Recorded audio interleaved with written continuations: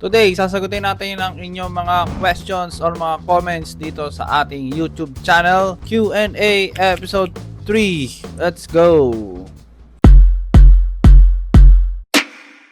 Hello and welcome again sa Monkey Si Monkey Do, at masensya na kayo kung ngayon lang ako ulit nakapag-upload dahil tayo ay medyo busy pa rin sa trabaho at mga workshops. So check it out nyo na lang yan sa ating Facebook page at syempre ila-launch na rin ang ating website na monkeysi.net. Okay, so ang unang question natin for today ay kay Sir Boy Polongo TV. Hi sir, gusto ko po sana maging graphic artist. Paano po ba magsimula sa pagiging graphic artist? Kailangan ba mag-enroll ng course sa ganyan? Wala po akong idea, sana po mabasa at ma-replyan mo po comments ko. So meron tayong mga ilang videos kung paano magsimula bilang graphic artist or graphic designer.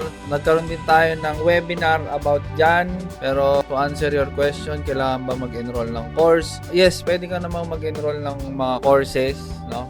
Short courses or yung mga long-term course kung gusto mo. Pwede ka ring mag-aral ng mga multimedia arts, yung ganyan, kasi alam ko wala pa talagang graphic design course.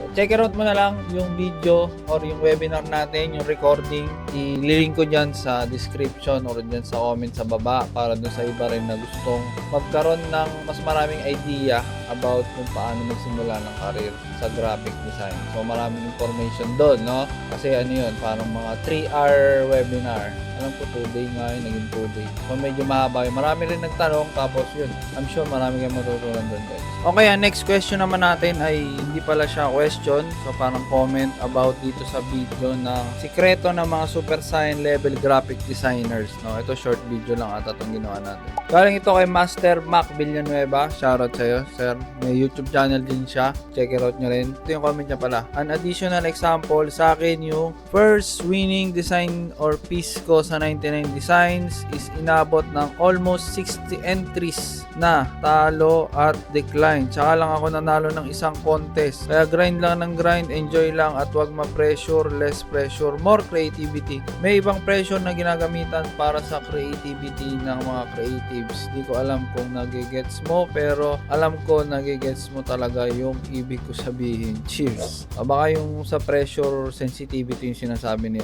dito, Master Mac. So yun nga, sa graphic design talaga guys, kailangan nyo talagang mag-grind ng sobra. Ako rin sa 99 designs, marami rin ako sinaliang contest bago ako nanalo. Pero hindi siguro mabot ng 60. Dahil nakaswerte ako na nanalo din agad. Siguro mga nasa lang, 20 or 30. Pero ito si Sir, si Master Mac. Maganda mga web design niya, no? Malulupit yan. So yan, kung gusto nyong i-try din mag-99 designs para makaipon kayo ng portfolio at ma-practice na rin ang inyong skills. So magandang platform din yung 99. So ang next question natin galing kay Sir Ryan Villares.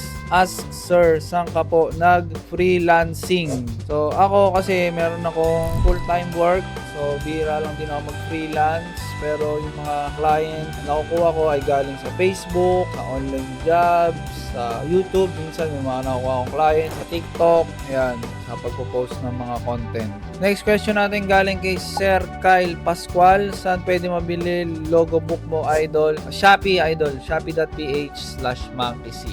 Tsaka yung panimulang guide sa graphic design. So, ang next comment natin ay galing kay Hello There 1 month ago. Hindi ko na alam kung anong video to. Ang the best na gawin ay ikumpara ang sarili natin sa kung sino tayo ngayon at noon. Ma-appreciate natin ang improvements throughout our career yon. So, yan yung isa sa magandang comparison na dapat yung gawin as a graphic designer is yung kailangan matalo nyo talaga yung dating yung skill, no? So, kailangan lagi yung hinihigita yung dating yung skill. Huwag nyo na masyadong ikukumpara yung sarili nyo sa iba, no? Lalo na dun sa mga halos nakaka-level nyo lang. Pwedeng ikumpara mo, pero yun dun talaga sa mga top level or mga super saiyan level, no? Para kumbaga yung goal mo, mataas talaga. So, ang next question naman natin is galing kay Ma'am G. Lara Madrigal. Hi po, good na po ba yung ganitong spec? Sana mapansin, thank you. i7, 7th gen, 16 gig RAM, 500 gig HDD, Windows 10. Pwede na rin, pero siguro mas okay kung ang kukunin mo is yung mga 10th gen pataas, no? Kahit mga lang, i5 tapos 10th gen or 12 Gen, mas maganda. Tapos yung RAM mo, okay na siguro yung 16 gig RAM. Pero kung kaya mong gawing add ka pa ng 8 gig para maging 24 gig. Tapos yung 500 gig storage, pwede na rin. Pero mas okay kung SSD yung hard drive mo. Tapos Windows 10. Ang Windows 10 ngayon medyo luma na. So pwedeng i-upgrade mo na sa Windows 11. Tapos yun, siguro mas okay din kung meron kang graphics card, no? Kahit medyo pang low gaming or mid gaming. Okay? So next comment natin galing kay Sir Ralph Gobres. Sana po videos paano mag-download ng free Adobe software. Meron akong pinapamigay na mga free Adobe software, pero syempre lang yan, secret lang natin dahil medyo bawal yan, alam niyo naman yun guys. Paste ko na lang dyan yung link ng Google Drive. Okay, so download nyo na lang. Tapos may instruction na rin doon kung paano install. Susunod na comment galing kay Skywalker. Boss, turuan mo ako maging mahusay sa graphics design. Kaso wala na akong PC at wala na rin akong laptop. So medyo mahirapan kang maging mahusay sa graphic design, sir, pagka wala ka talagang laptop or PC. Kasi yan talaga yung kailangan natin para mas maging flexible tayo sa pagdi-design. Pero pwede mo naman simulan sa cellphone lang. Kung wala ka talaga, hindi mo talaga kaya mo nang makabili ng PC or laptop, pwede mo simulan, gamitin mo muna yung Canva at saka yung Photopea at Vector P. So medyo mahirapan ka nga lang, pero yun, try mo din kung makakabili ka ng tablet para medyo mas malaki yung screen mo, no? At ipon-ipon siguro. Kahit yung mga low-end na laptop lang para at least makasimula ka, no? Then yun, follow mo yung mga YouTube tutorial natin, pati yung ating mga live trainings sa ating Facebook page. Alright? Next question natin galing kay Sir Clarky Vlogs Official. Dol, saan makakabili ng soft copy ng logo design tutorial, Dol? PM ka lang sa Facebook page natin, Dol. Send ka lang ng payment sa GCash, tapos send ko sa email mo yung ebook. Alright? So, itong next comment ay medyo basher siya. So, hate comment to. Jobic, Spotify. Huwag ka mag-demo kung di mo pa kaya. Wala ka kabuhay-buhay. Wala kami matutunan sa'yo. Magtanim ka na lang ng kismote. Okay, so yun yung comment ni sir. Wala daw akong kabuhay-buhay mag-demo. So, ang maisasagot ko lang dyan, sir, ay I take it as a constructive criticism. At syempre, tatry ko pang mas ma-improve yung way ko ng pagde-demo. Pero based naman doon sa iba, okay lang naman sa kanila. Pero siguro nga, mas kailangan pang mas improve. Pero siguro improve mo rin, sir, yung iyong grammar at mga spelling kasi medyo mali. Alright? So ito namang next comment or question natin galing sa video ng ang experience ko sa Graphika Manila 2020. Galing ang comment kay Sir Giancarlo De Jesus. Year 2020 nag-start ako gumamit ng PS, kung ano-ano trip ko lang gawin, graphic poster or Bexel portrait. Every time nakakakita ko that time na mas magaling sa akin, na-inspired talaga ako. Habang tumatagal, napapansin ko na walang improvement sa mga gawa ko. Kaya ayun, sobrang na-down ako that time, pero dinaan ko sa tiyaga. Practice araw-araw. Sa ngayon, hard na ako bilang vector artist. Sobrang nakaka-proud lang at huge achievement na sa akin yun bilang new artist pa lamang. Maraming salamat sa video na ito, sir. Malayo na narating natin pero malayo pa tayo. So itong comment ni Sir Giancarlo, saktong-sakto dun sa video na ginawa ko about sa experience ko sa Graphika Manila, kasi nga ang daming mga super sign level graphic designer doon. So medyo na-down din ako. So parang ganito rin yung naramdaman siguro ni Sir. Pero na-inspired din naman ako at the same time, no? Tapos si Sir, kumbaga, ang pinaka tinahak niya talagang category sa graphic design is yung mga vector portrait, mga Bexel daw, no? Parang pinagko-combine yung vector tsaka pixel, no? At ngayon, meron na siya nakuhang trabaho. So congratulations sa Sir at good luck pa sa iyong mga journey. So ganun lang talaga, guys. Kailangan mag-stick ka lang kung ano yung tatripan mo talagang category sa graphic design, at kung alam mo naman na may skill ka at may ibubuga ang iyong mga designs, kailangan tiyagayin mo talaga ng gusto, pagandahin mo yung portfolio mo, at yun nga, mag-practice. Alright, next question natin or comment galing kay Sir Randy Zayn.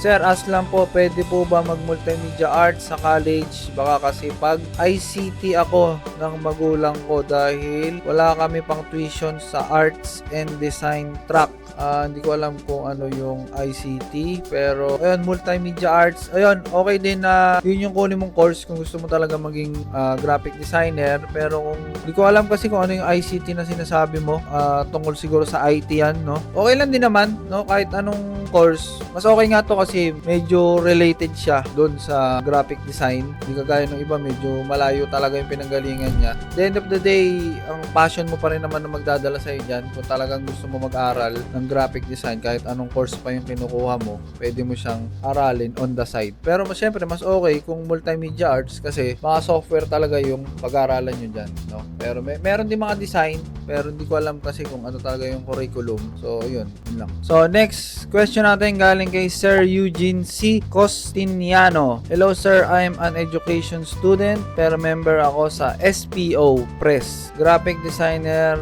/ layout artist. Ako ang gumagawa ng mga poster, etc. Minsan sa Canva lang ako gumagawa. Mas madalas nag-enhance din ako sir ng pics sa Lightroom / Snapseed. Any tips po after grad? Ano ba gagawin ko? Ha. Thank you. So, dito sa inquiry ni Sir Eugene, di niya masyadong alam kung ano gagawin niya dahil kalat-kalat yung kanyang skill or mga ginagawa dun sa work niya ba to. So, parang merong gumagawa siya ng mga poster and then nag-edit siya ng mga picture sa Lightroom. Siguro, ang advice ko sa'yo, Sir, hanapin mo muna kung saan ka pinaka nag-e-enjoy. Kung mas nag-e-enjoy ka maging layout artist, maggawa ng mga graphics sa Canva or mag-edit ng mga picture sa Lightroom. So, hanapin mo kung ano talaga yung pinaka-trip mong gawin, kung saan ka pinaka-sumasaya, no? Then, mas pag-focusan mo yun. Kung wala naman, tuloy-tuloy mo lang din yung mga layout and composition, yung kagaya ng mga poster.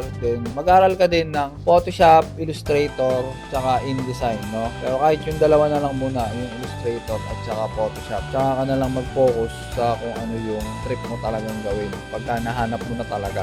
So, next comment naman natin galing kay Echo. Maraming salamat sa mga videos mo. Nagta-transition ako to graphics. Napanood ko na halos lahat ng vid mo. Grabe, dami ko natutunan. So, thank you din sir sa suporta at panonood. Hindi ko alam kung saan galing industry si sir, pero mukhang ibang industry kasi nga nagta-transition daw siya to graphics. So, marami naman ako mga kakilala na successful na nakapag-transition na galing sa ibang industry. Meron pa nga mga seaman tapos naging graphic designer. So, kaya nyo rin gawin yan guys. Basta, kailangan lang talaga tiyagain, no? Grind talaga. Thank you sa suporta mo, Sir Iko.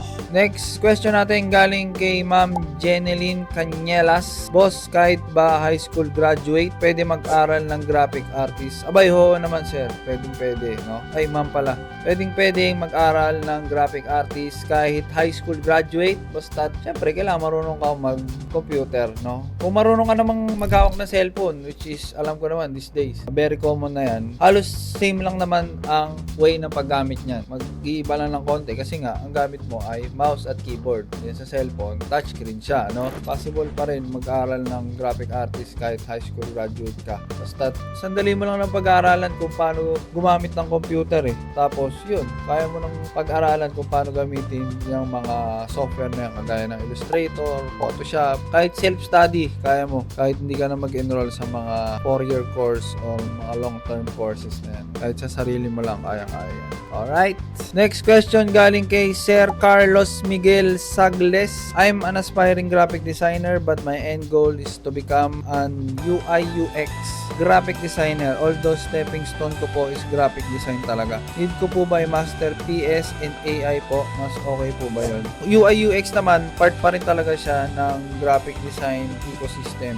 Kumbaga, kasi syempre, ano pa rin yan eh, na-apply pa rin ng design principles ang UI UX. Pero yung sa tanong mong need ko ba i-master PS and AI, siguro kahit hindi na. Kasi ang ginagamit naman ngayon kadalasan sa UI UX, alam ko ay Figma or Adobe XD, yung mga software na yan, tapos mga ibang mga programming software. Pero kung gusto mong aralin yung PS AI, okay lang din naman, no? Pang create ng mga mock-ups. Pero kung gusto mo talagang yung UI UX, mas okay kung Figma or Adobe XD.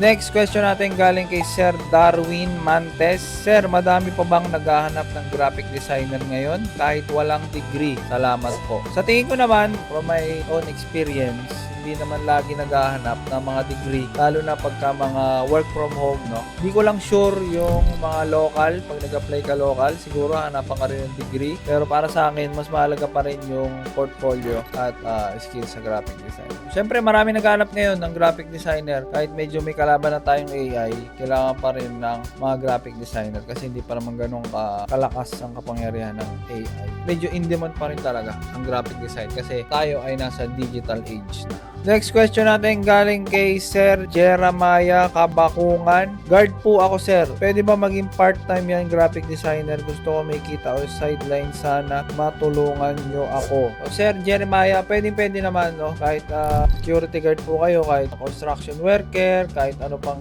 industry yan, pinanggalingan nyo. Basta talagang nagkaroon ka ng interest or curiosity about sa graphic design or sa kahit anong trabaho man yan, no? Kung gugustuhin mo talaga, pwede nyo namang pag-aralan yan on the side. Kung halimbawa may natitira kang isang araw mo, meron kang free time na mga 2 to 3 hours, pwede ka maglaan ng isang oras sa pag-aaral ng graphic design. Gawa ka lang kahit sa Canva, sa Photopea, Vectorpea, tapos load ka lang ng mga videos, yan, mga online courses. Follow nyo ang ating channel at marami pa ibang mga channel dyan sa YouTube na pwede kayong mag-aral ng graphic design in your own time.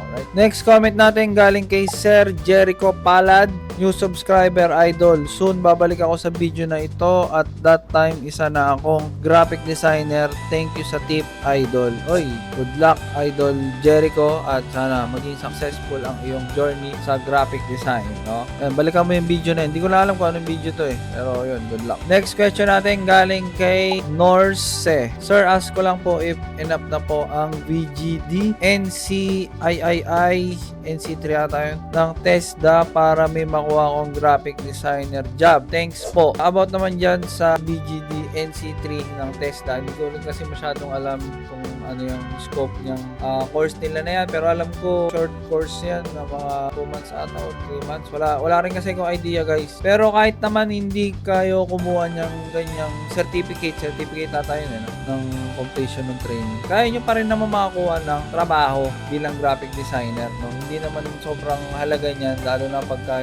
nag-a-apply kayo ng trabaho sa mga online or kahit dito sa local. Tingin ko naman, basta't malakas talaga yung portfolio mo at nakikita naman nung employer na maganda yung mga designs mo, pwede ka pa rin matanggap ng trabaho bilang graphic designer. Hindi nyo naman kailangan lagi yung mga certificates. Okay? Next question natin galing kay Sid Diaz. Meron po ba, boss, yung Super Saiyan 3? Meron yan hanggang yan? Super Saiyan 4 hanggang Super Saiyan God. Yun, yung mga talagang sobrang lulupit na sa graphic design. Next question natin galing kay Sir Eman Gonzalez. May way po ba para sa aming mga teenager na graphics designer na magkaroon ng trabaho kahit part-time lang po? Oo, meron naman. Mga tatanggap sa inyo kahit teenager lang kayo. Siguro, hanap lang kayo muna ng mga local digital marketing agency na tumatanggap ng mga OJT. Nung nakaraan, meron akong tinanggap na 2